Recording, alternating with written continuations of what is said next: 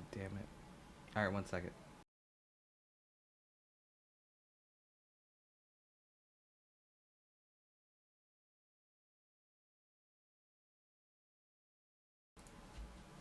Alright, let's do this. Let's do this the right way without my mic being muted. What's up, guys? Here's the Magicka Sorcerer build that everyone has been asking for these past few weeks. This is the build that I've been running for Emperor with. This build is pretty damn strong. It's amazing in both PVE and PvP. You can tank with it, you can DPS, you can heal with it very easily. In PVE, you may need to switch up a few abilities, but overall, you can use the same skills in both PVE and PvP. This is a really good dueling build. Actually, one of the best dueling builds out there. Open world PvP, probably the best Magicka Sorcerer build out there for open world PvP. So we got 64 points into Magicka. We're sitting at 38k maximum Magicka, 2.2k, 22k maximum health, 10k maximum stamina, and then 2.2k Magicka recovery. 585 stamina recovery. The low maximum stamina is made up for through our potions, because we are using a specific potion, which is Essence of Immovability. This is going to give you CC immunity for 15 seconds, restore health, and Magicka. So whenever you get low on stamina, you pop one of these bad boys, and you're good to go for a nice bit. You should never run out of stamina with this build, even in 1vx situations. It's really good. We're also running Vampire, so we can get Elusive Miss and some of the Vampire mitigation bonuses and the recovery bonuses. And our Monday Stone is the Atro, which gives us Magicka recovery. So this build has a lot of Magicka recovery, but I'm going to show you what the Magicka recovery is fully buffed, because that's the kicker with this build. The amount of sustain you get is insane. So 4k Magicka recovery with a Lich proc, 4.459 with a Lich proc. So you never run out of resources with this build, ever. Like, the sustain is out of this world, and it also has really good damage. I know spell damage is only at 2k, but buffed up it goes to about 3k, and this build hits really hard. On our Destro bar, we are sitting at 11k spell pen, and that's without spinner. You can run spinner if you want, but I think spinner is a little bit overkill. But yeah, those are the stats. So our food that we're using is the Witch Mother's Potent Brew. This is going to give you max Magicka, max health, and also it's going to give you Magicka recovery. So you want to use this particular food. It's really, really good. And yeah, so let's get into our gear sets. We're running 5 pieces of the Lich set, and then we're running 5 pieces Vicious Death. So our Lich pieces are 3 accessories, 1, 2, 3, and we have our accessories enchanted with spell damage, and we have a Lich Resto Staff. So you get the 5-piece bonus of Lich on your Resto Staff. This has a 1-minute cooldown, so as long as you swap to your Resto Staff every 1 minute, which is going to happen regardless of what you're doing, you're going to have to get on your Resto bar to buff up. So you're always going to keep this proc going every 1 minute. As long as you're swapping to your Resto Staff, you get that proc. And you don't need this 5-piece bonus on your Destro Staff, because on your Destro Staff, we're running Vicious Death. So we have Vicious Death Destro Staff, chests, gloves, legs, and belt Vicious Death.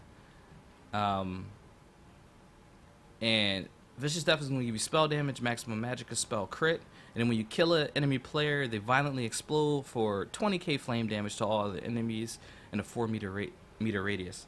So this is going to help you when you're going up against larger groups or 1vx situations or group play in Cyrodiil, whether you use your Destro ulti to get a kill or whatever you do.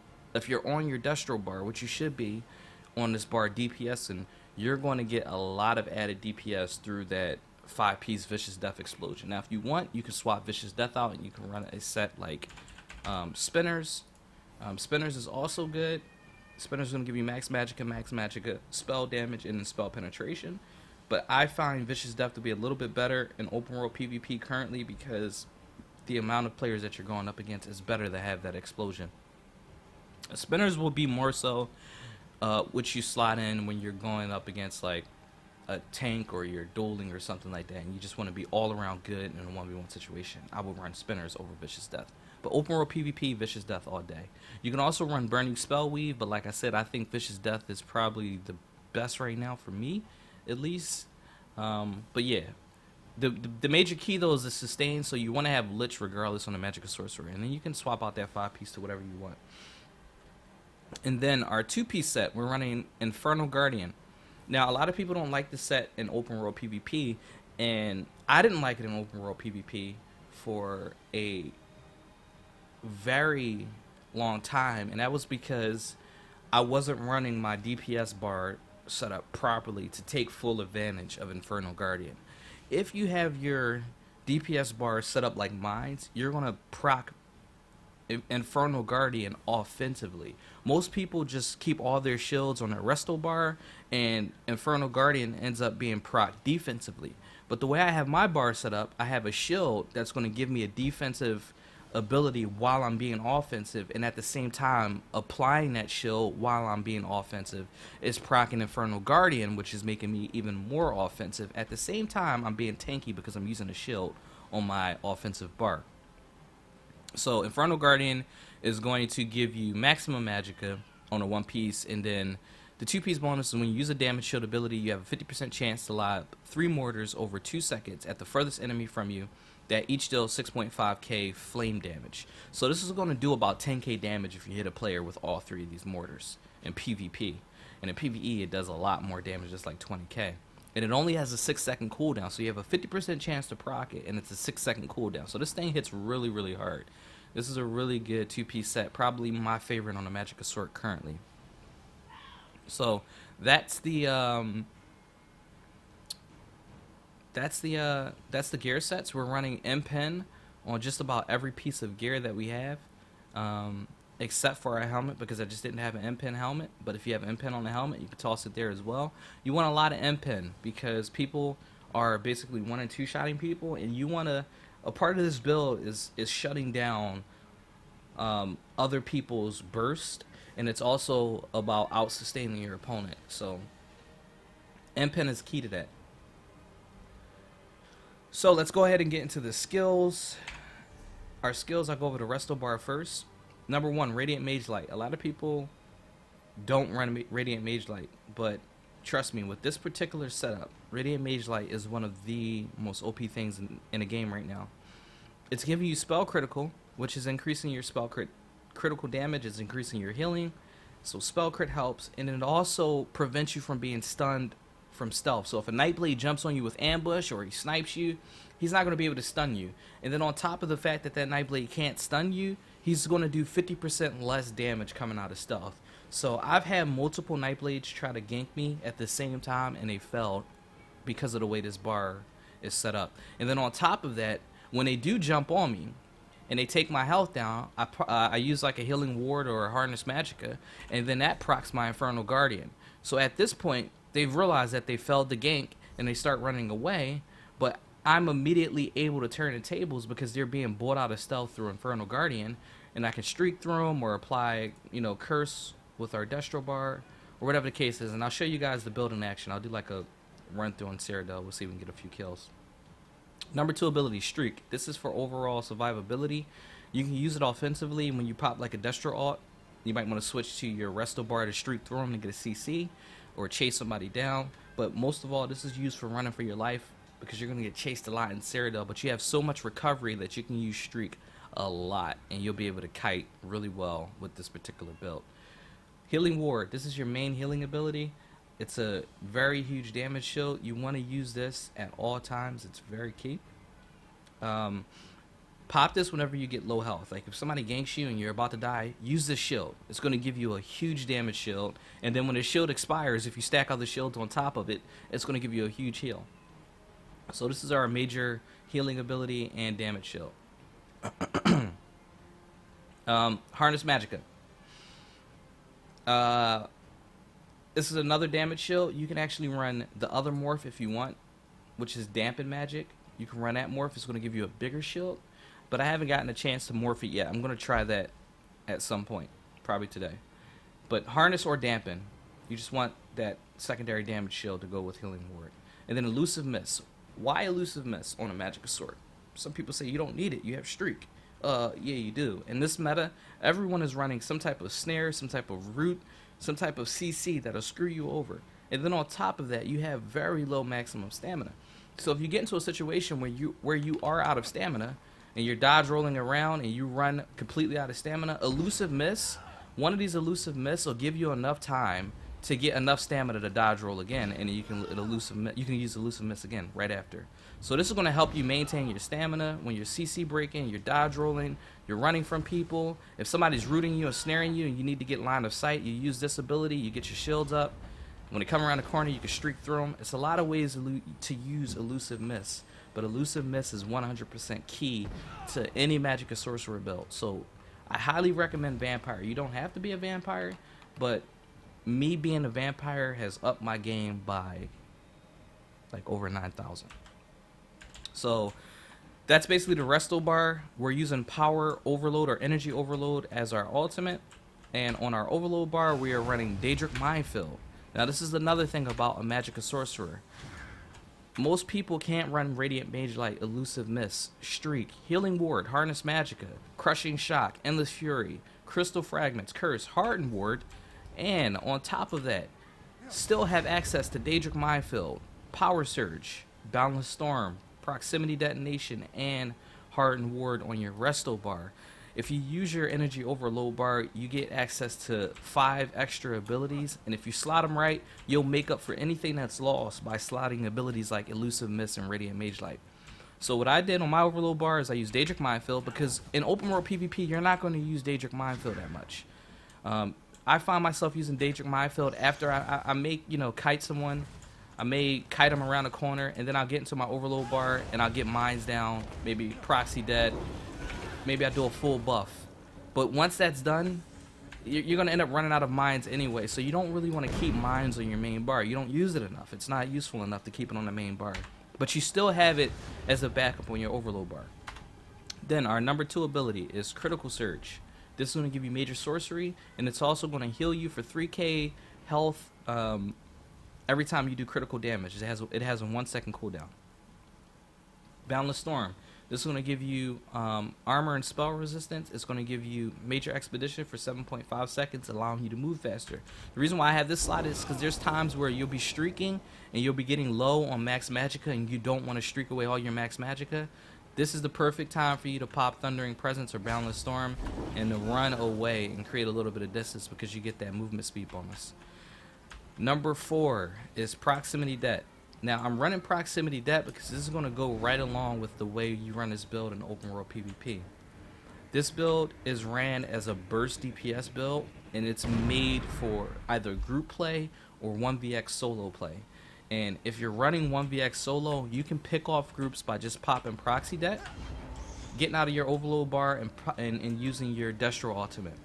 And if anyone's caught in a Destro ultimate with a Proxy Det, they're going to explode. Then on top of all that, we're running Vicious Death. So not only are they going to explode from the Destro ulti, they're going to explode from Vicious Death, they're going to explode from Proximity Det, and they're going to explode from you doing DPS and healing and keeping yourself alive by proccing Infernal Guardian and using abilities like Endless Fury.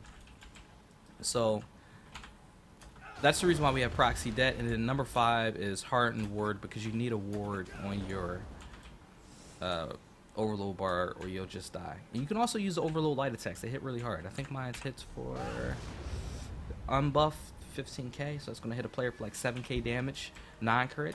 And then crit, you might crit for 10k with an overload attack with this build. So you can still use overload light attacks if you want. So on to our Destro bar. We're running Crushing Shock as our number 1 ability. I chose Crushing Shock over Force Pulse, and a lot of people ask why Crushing Shock over Force Pulse. Is because enemies that you hit while casting are interrupted and set off balance for 3 seconds. So if someone is hard casting a Crystal Frag, if someone's reviving someone, if someone's using Radiant Destruction, if someone's using Dark Flare, if someone's sniping, there's so many abilities that can be interrupted. And if you interrupt someone while you have a burst combo set up on them with Curse and Endless Fury, and you have a frag proc, they're going to take that crystal frag without being able to block or dodge roll it, and they're going to explode. And hopefully I'll get to show you guys this build and how it works in action in a second here. Number 2, Endless Fury. This is your execute. Now, a lot of people don't understand how this execute works. It works a lot different than other executes in ESO. When you're using Endless Fury, you want to apply this as your second ability. Curse is always first, as long as you're buffed up. So you apply Curse first, and then secondly, you apply Endless Fury. And you say, wait a minute, what if this guy is in execute range? Why am I using an execute?